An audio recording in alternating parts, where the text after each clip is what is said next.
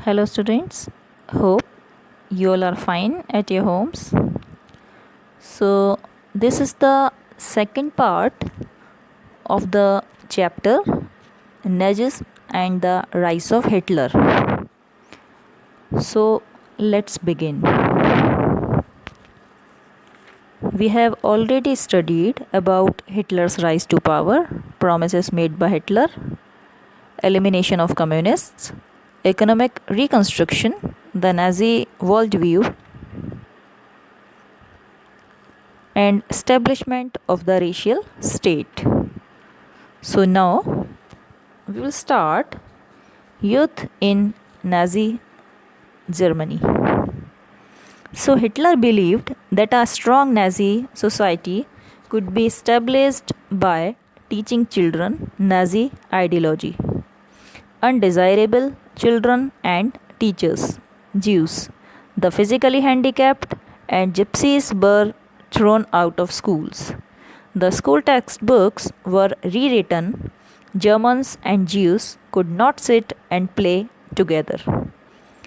Racial science was introduced to justify Nazi ideas of race.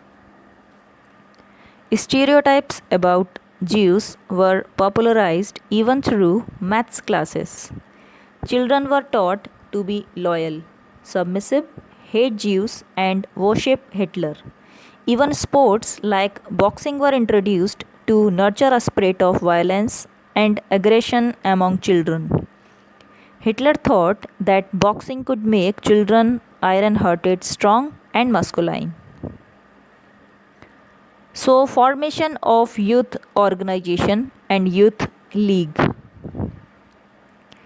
Youth organizations were made responsible for educating German youth in the spirit of National Socialism.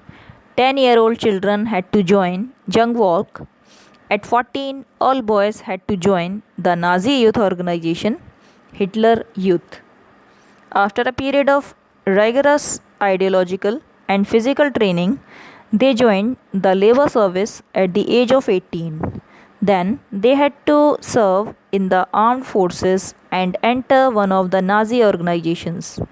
In 1922, the Youth League of the Nazis was founded.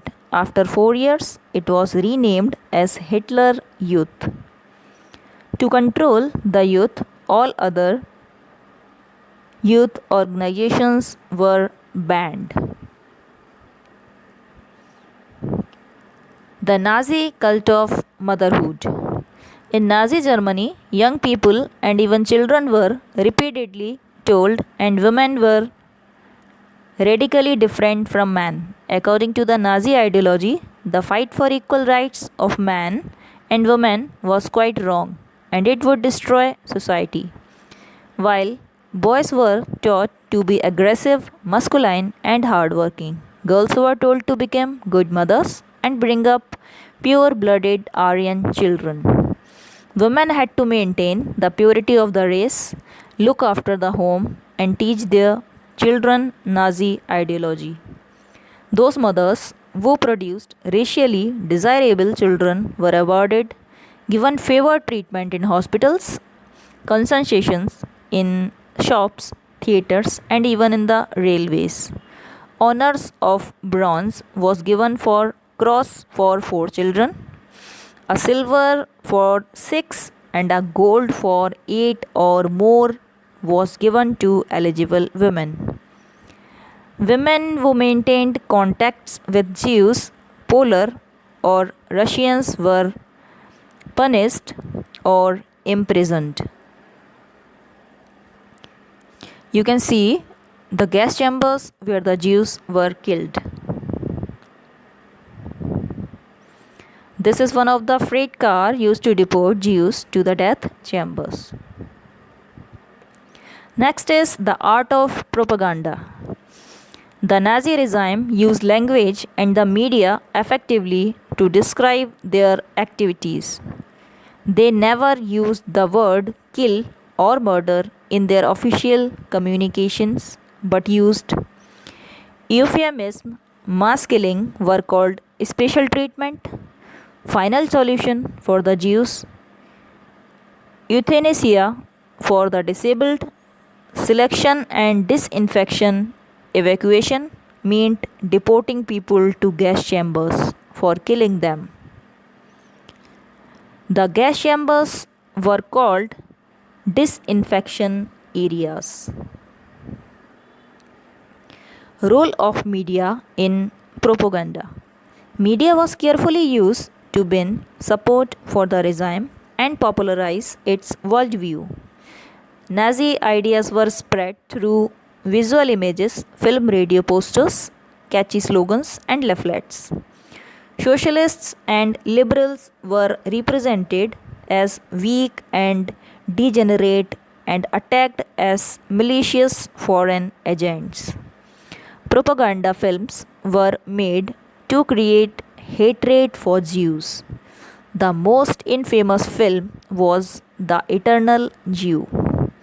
Jews were referred to as vermin, rats, and pests. Their movements were compared to those of rodents. Ordinary people and the crimes against humanity.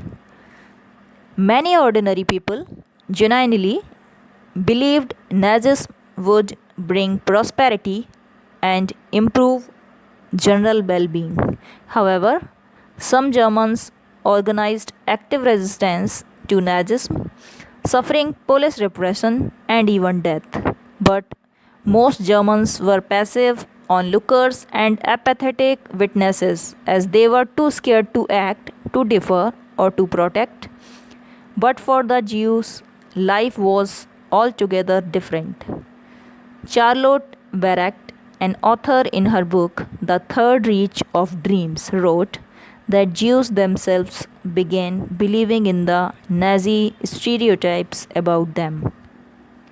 The stereotypical images published in the Nazi press haunted the Jews, and they troubled even in their dreams. They died many deaths before they reached the gas chamber.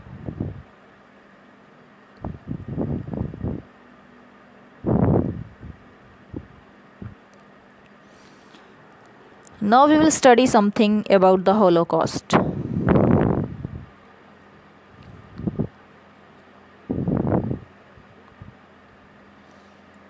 Some of the horrible practices followed by Nazis had trickled out of Germany during the war, but its full extent was known only when the war ended.